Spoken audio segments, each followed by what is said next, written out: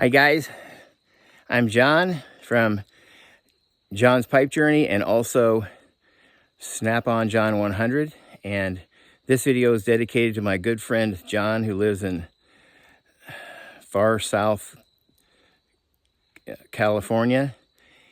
And this is dedicated to him because he doesn't have woods like this near him. I'm going to be hiking down to one of these beautiful spots, maybe resting for a little bit. This is a really steep hill, so hopefully I can make it. Anyway, stay with me. Here's the trail I'm going to be on.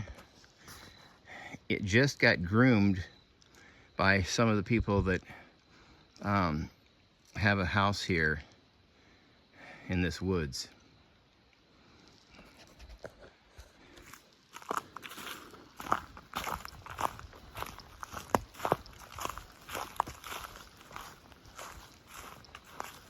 He was amazed at how many acorns have been dropping. Here's just a little spot right here. It's like that all over the woods. And one of my neighbors that lives a couple of driveways down the road from me, that comes once every 2 or 3 months, was here a couple of weekends ago, and he was hiking down a trail that's right behind his house to go down to the river, and he got down to where there was a confluence of two little creeks, and he heard some sort of weird grunting and squealing noise, and then all of a sudden he looked and saw a whole bunch of pigs and one adult. The adult one was, he thinks, probably close to 500 or 600 pounds. The other ones were about 70 to 80 pounds, the little ones. So he beat it back to his house. But all these acorns are good food for they're feral pigs. And we haven't had any that I was aware of so far. In this 9 years, I haven't seen any tracks or anything. And he actually saw them, so they have converged on our woods. And this is really nicely groomed. Look how nice that is. It's like a road. Well, actually this is the way that you used to be able to go to the next town over. And it was before any roads were here. This was a path that you had to take a wagon or a horse. And I've met people that their grandfathers and great-grandfathers traveled this road on horseback. You have to cross the river and then onto this other town where there was the one guy that rode this every day to go to work in a sawmill, because that's practically the only industry that was here, was logging, because this part of Missouri is totally covered was first covered with short needle pines, which is a yellow pine, and the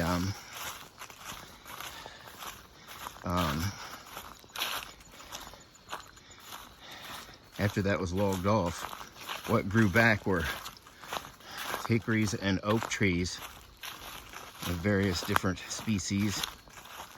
And so they came through here and were logging this past from the early 1900s or late 1800s, and this is a major logging industry. There's one town that actually closed down, unfortunately. It was the best little restaurant I'd ever been to since I moved here. It was in a little town of probably 200 or 300 people at the most, and it boasted the largest sawmill in the United States, so that was probably meant the world too.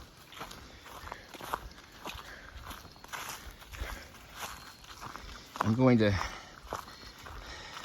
risk boring people by filming almost the whole walk, but that's the part that he said was really relaxing and he loved it. As you can see, it's late in the day, so I just have to throw some stuff together, and so hopefully I won't have an issue while I'm down here. I don't have my SOS beacon with me or any of my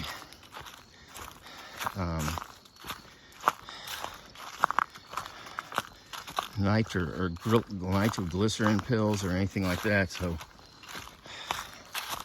hopefully, let's pray that I don't have an issue. I feel good, but it's late in the day, so I just had to throw some stuff together and go, because I had so many chores I had to get done that ended up eating up most of the day. So right now it's 4:45, and the sun sets earlier now, and the other thing is, being in the woods, it gets darker a lot earlier.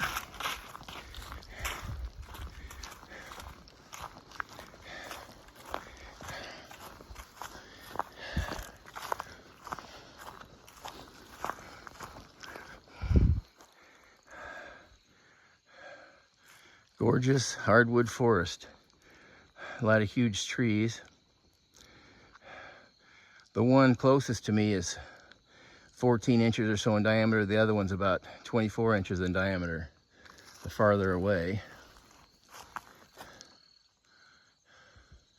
And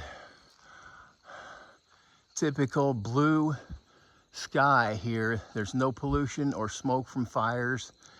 And at night, since there's nobody that lives here, it looks like you can touch the stars. And I used to see that when I was visiting out west, but I think this is better now than that out west, because they have so many fires now all the time. Now, that oak tree that I'm gonna kind of pan up, you won't be able to tell, but that thing is probably 200 feet tall. My guesstimation's bad, but it looks like it's that tall to me.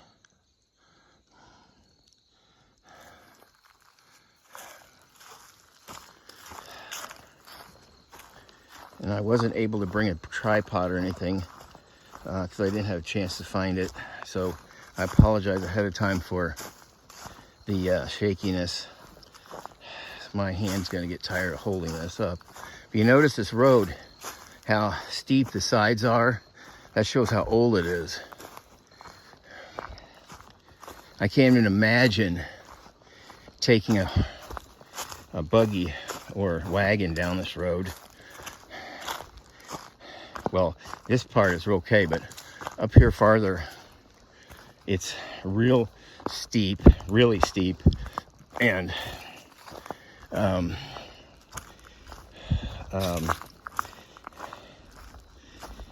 narrow.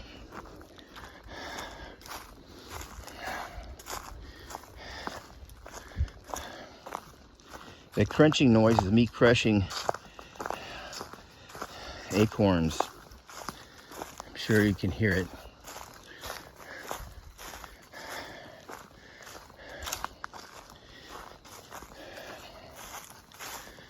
Up here is a log that they purposely left intact because we've been having problems with poachers coming in here from this side of the woods where nobody's even close to living here.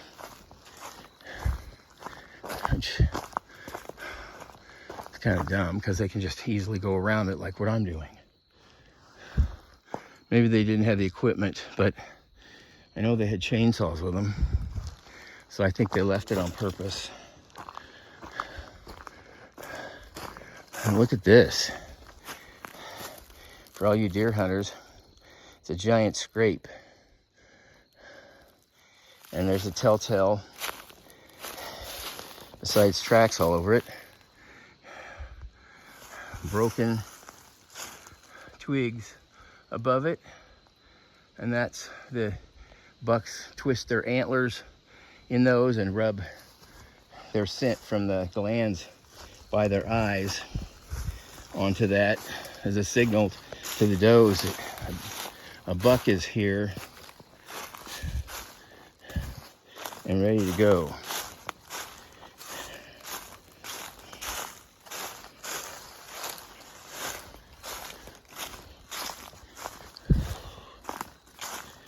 I hope I can make it down to the pretty spot that I know about. If I tire out, I'll just have to stop and turn around. But so far, it's been really level.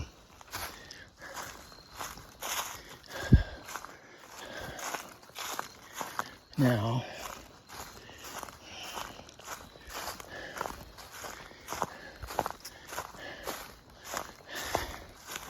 I'll show you there's a boundary sign. That little white sign that's right in the center of the screen, that's a boundary marker. Once we pass it, we're going to be in the federal scenic waterway land. Oh, here's another scrape, smaller one. And it's got little twigs right above it too. They like to pick a spot that's on an open trail and with something above it that they can make a scent marker. Besides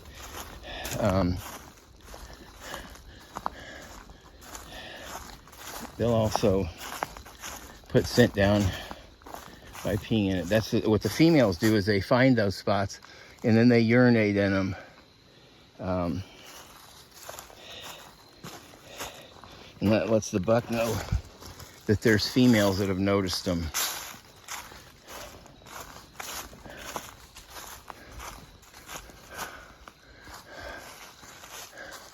Here's something interesting. This giant tree has been struck by lightning. See, it went all the way down into the ground right there. And that line goes all the way up, and it's right in the sun, so you won't be able to see it, but it goes all the way up. You'll find lots of trees around here like that because we're up high on top of a spur.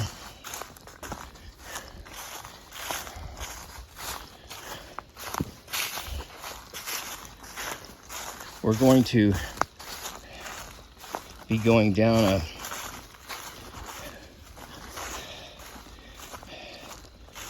the side of a spur to get to our spot. Now you can see it's getting a little more rugged, so sorry ahead of time for the bouncing camera. I don't want to go too slow because, oh great, I just remembered I forgot my trekking poles, which are key to get back uphill. Because if you use trekking poles, it utilizes your upper body. So a lot of the force used to get uphill is transmitted through your upper body and arms. So that sucks. I was in such a hurry to get out here. They were with me. I parked with my little golf cart because I didn't have time to walk the whole way. So I took the golf cart part of the way. You see this beautiful landscape.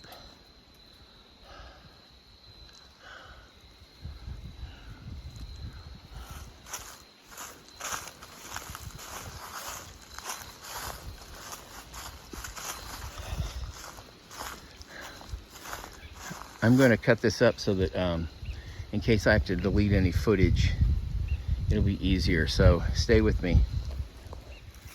Okay, I'm going to get off the trail just a little bit to show you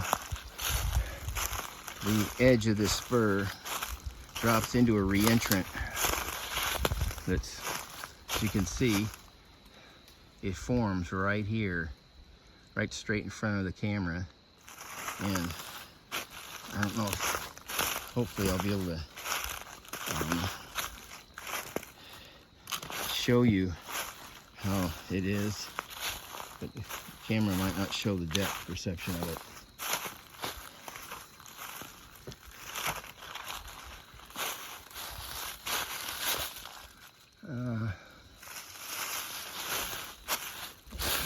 this tree was huge.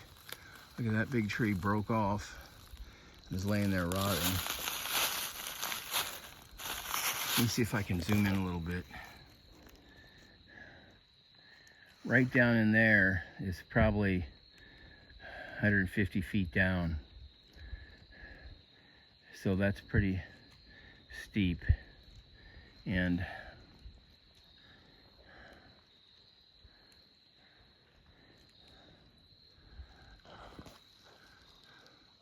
that's the side of the spur, and up here is a trail. So I'll have to turn around and go back up. I'm having to look down so I don't trip. So hopefully I'm still showing you the trail. Yeah, I apologize for this horrible videography, but I didn't bring a stick or anything to hold the camera with.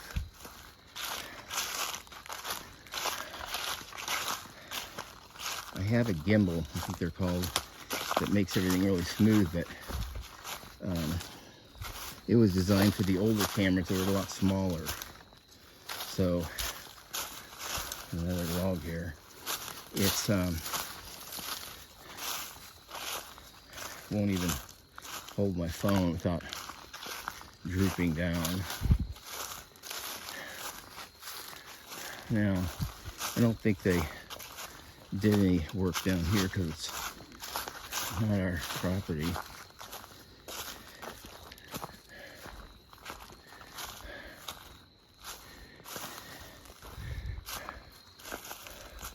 Right on the other side of that tree is almost a cliff. It's so steep. It's really sad you can't see that. Here's some big, right in front of me is a big red oak, but over on the other side is a large pine tree,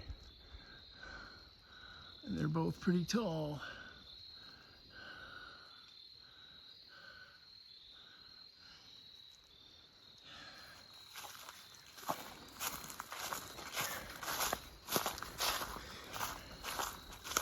Oh, there's a hickory tree too.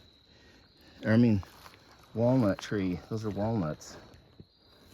Which, I didn't know there were any walnut trees over here. But actually, right there, that little tree is a maple, which they don't exist even near my house.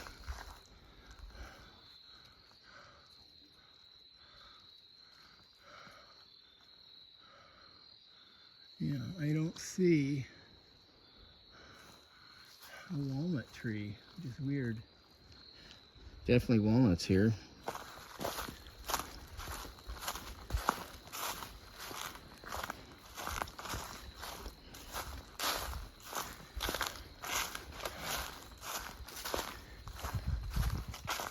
But when you get closer to the river, you start seeing maple trees. Like, here are the leaves. This is a little maple. And I've actually even seen tulip poplar or yellow poplar when I've been hiking on the Ozark Trail. And I didn't think there were any of those that were going this far south. Usually they're in the northern part of the state where the soil's better.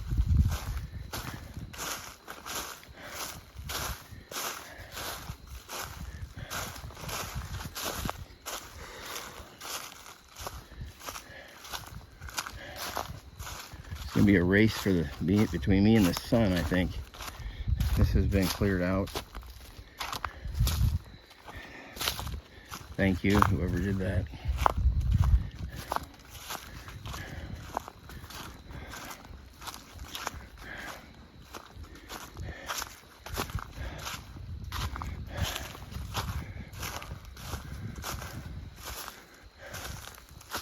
There's a dogwood. This dogwood got uprooted by something. It still has green leaves on it.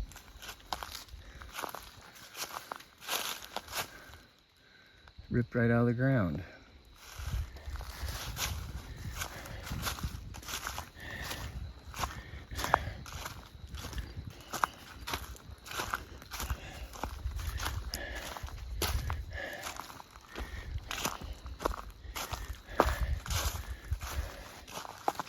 More stuff I gotta go over.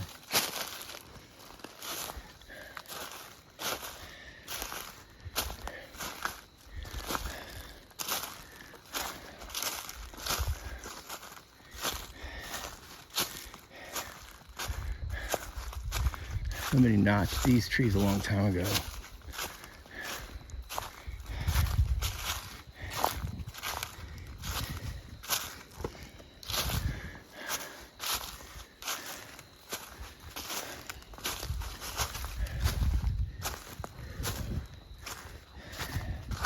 Hopefully, I won't be so winded that I can talk. A little grapevine that's trying to cross the trail. For any of you fire guys, the outer bark of grapevine makes a great bottom layer for your bird's nest. It doesn't take a spark, but once you got a flame going, it's great because it's woody, so it helps make your bird nest last longer. After I get a flame going, I always just slowly turn my whole bird's nest upside down, so the fire's going up through that stuff on the top. I'm gonna have to get a drink here. Oh, another giant scrape.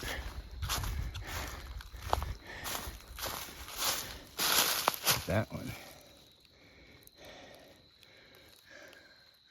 And once again, twigs in the top above it. I'm gonna stop and get a drink. Maybe some of the stuff I got. I've got well, first of all, I got inappropriate pants on, but they have permethrin on them, so and I'm carrying my backpack, which you can hardly see, is a custom made one that from ULA. It's an Ohm 2 that my wife gifted me for hunting season.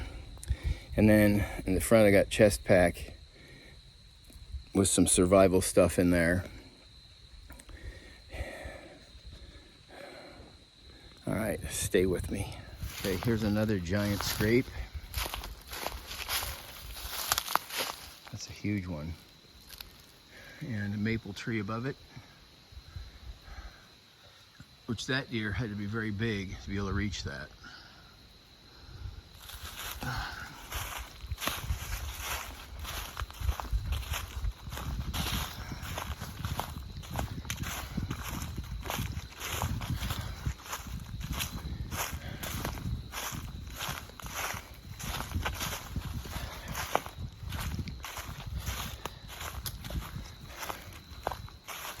Oh, wow. That one is 2 feet in diameter. That one's about 3 feet in diameter.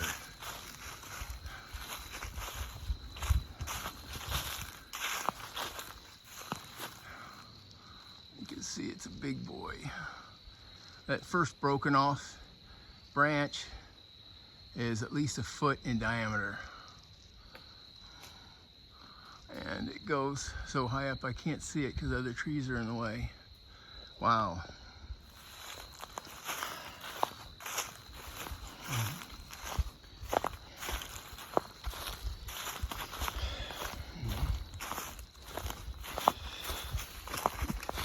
I'll probably have to, oh, here's another scrape. Right there. And an even taller, that's a red bud above it with broken off branch. That's a little bit taller than I am, so that's also huge. You'd think that deer had to stand on a ladder. Okay, gotta go over this other obstruction here.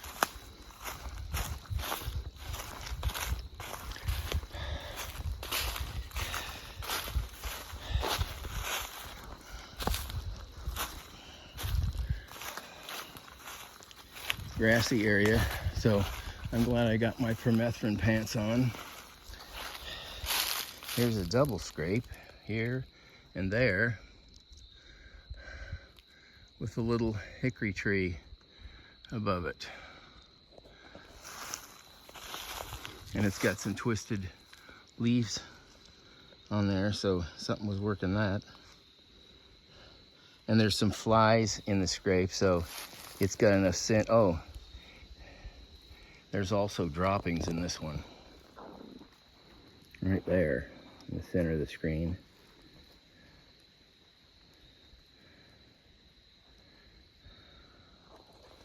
Okay.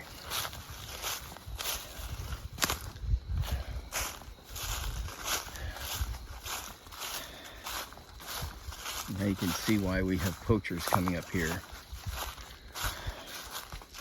Okay, there's another reentrant right there. You can see a slope, and it goes down that way, which the foreground is the spur I'm on, and you can't see where it drops off, but you can see that giant tree that's over 2 feet in diameter.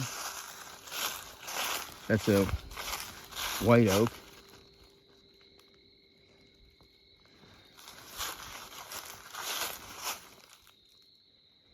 I feel like sounds like I'm hearing bees. Hopefully I'm not stirring up any ground bees, because if there were honeybees, they'd be up way above me, and I wouldn't have to worry about them. Now, imagine taking a wagon through here.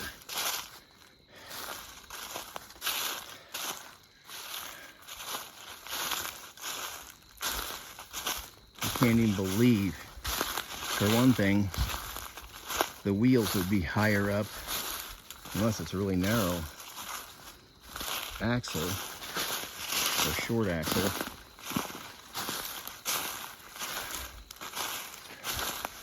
This is pretty treacherous. There's leaves covering up a bunch of rocks, so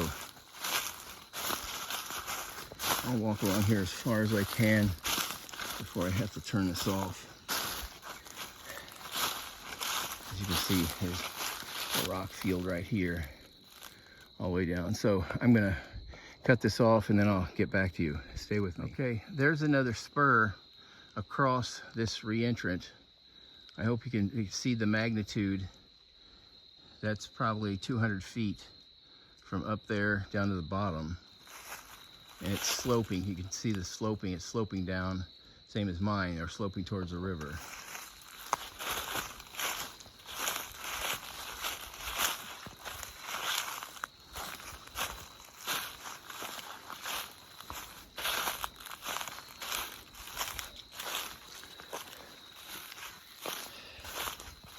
I hope it's not too much further. I can't remember how far this is.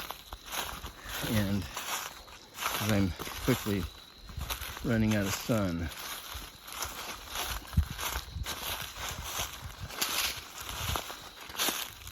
I do have flashlights with me. I made sure I at least brought that.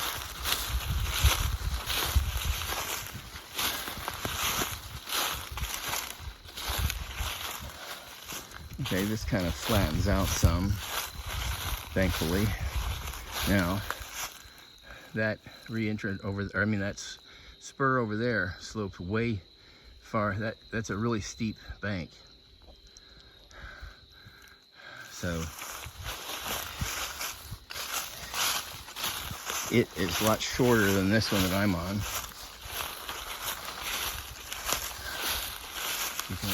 You can see down in there, that's a reentrant. And if I'm not mistaken, I might be able to see the river through there, but I can't tell. We're fairly close, and we're high enough up that we should be able to see it from here. That's why I wanted to get to. There's a little perch that I wanted to try to get to before it gets too dark. I had planned on heating up a little water for some coffee with my ultra light kitchen kit, but I don't think I'm gonna have time, unfortunately. Yeah, where it's smoky looking in the very center of the screen, that's the opposite side of the river. So that smokiness might be due to the steam coming off the river or just humidity or something. It's pretty dry right now. So once again, think about taking a wagon, horse-drawn wagon, down through here. I can tell you, I'd be scared to death. I wouldn't do it. I wouldn't even take a horse down through here. I'm not the horse guy, so. See how it goes all the way down through here, how steep it is? And imagine just, and taking a wagon full of stuff up or down, it seems insane.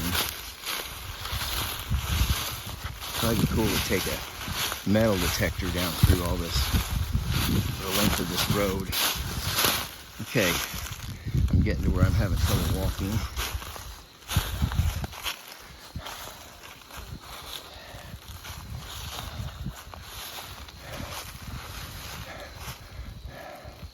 There's the beginnings of a scrape right there. Right there, a little small spot.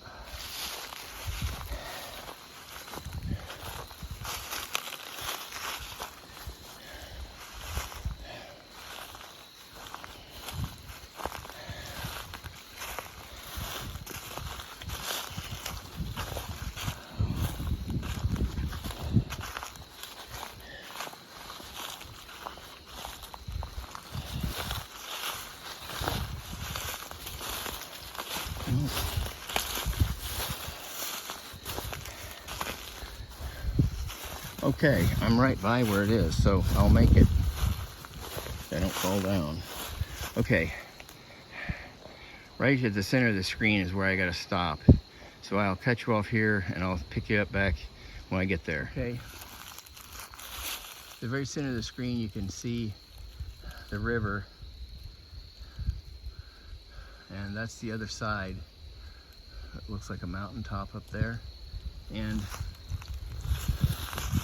here's where I go. I have to split off the road. Splits here, and I'm going to be on a path. Now, if you look straight ahead, where all those trees are growing up right in the middle of, that's the old road. And over here, somebody has recreated it to go down to the river because that was just full of trees and stuff. But that's how old this road is. And so I'm going to go off here to the right. A lot of big pine trees. This isn't even a huge one, but that one right there is way bigger.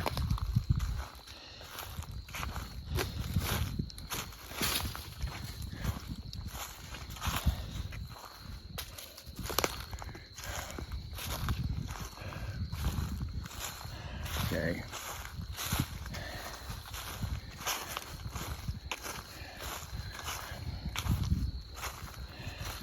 Okay, now since I forked off, I'm on another spur, and the road continues down the side of the other spur.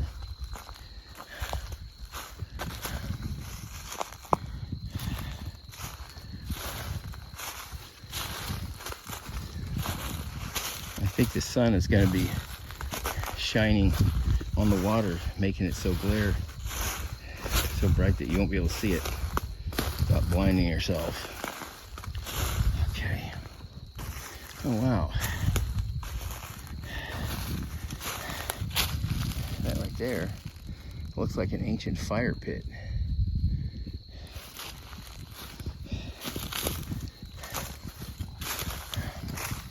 Because of this river, there's a lot of Indian activity here.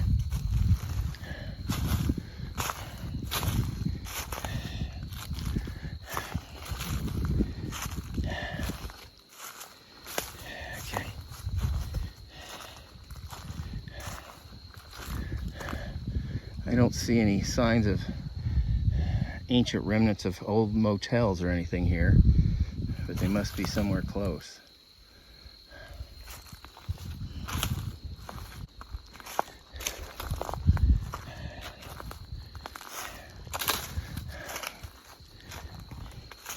Oh, I hope it's not too much farther.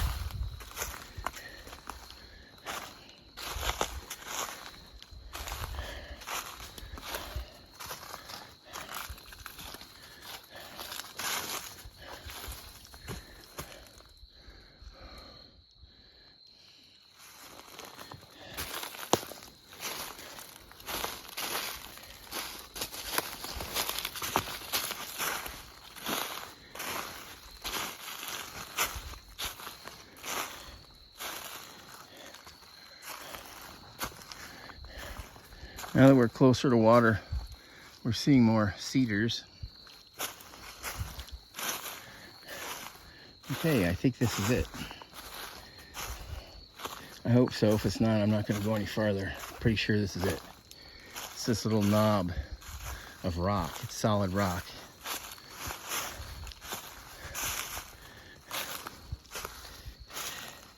I've come up here and had lunch before. It's really nice. Oh yeah, there's the river. So hopefully, I hope, John, you get a good sense of how beautiful this is here. I'm trying to lure you out here.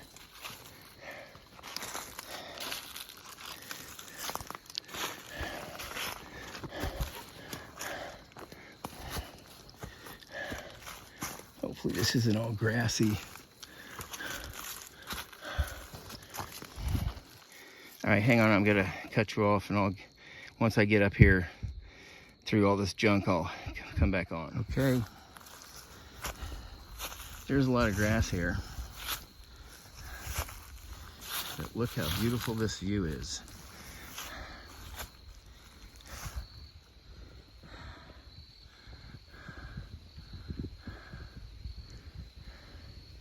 That's the Jack's Fork River. And that right there is pretty much straight down. There's a cedar tree.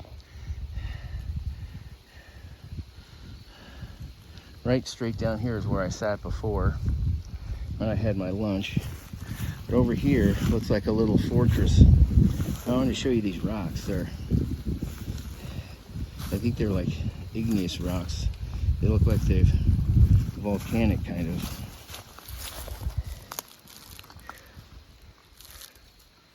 Yeah, water has eroded out parts of them. There's a bunch of them right here.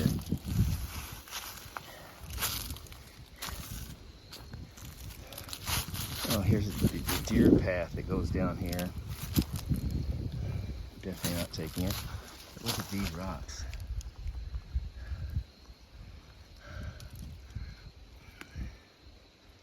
Are they cool looking?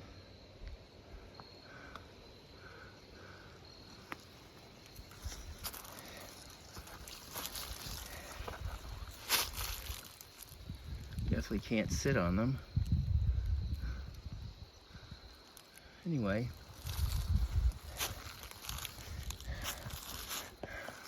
that's the other view where, I don't know if you can see the water. Oh yeah, you can see the water, but it's just that dark spot in the center.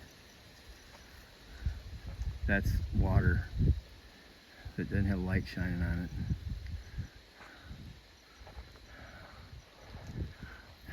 Breathtaking, isn't it?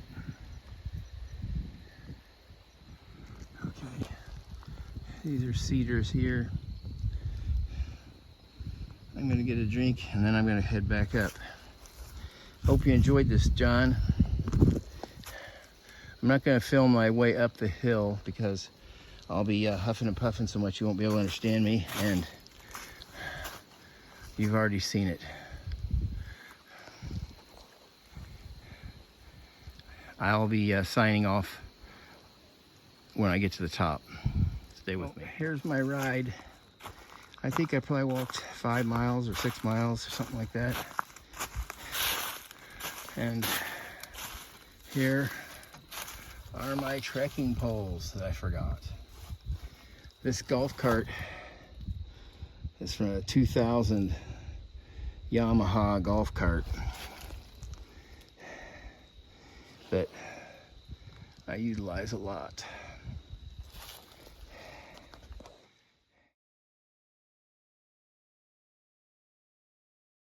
Well, I made it back okay. I will have to come out here, start in the morning, so I have all day. Hope you enjoy this, John. I got to race home and finish my chores for the day. Until we meet again, God bless.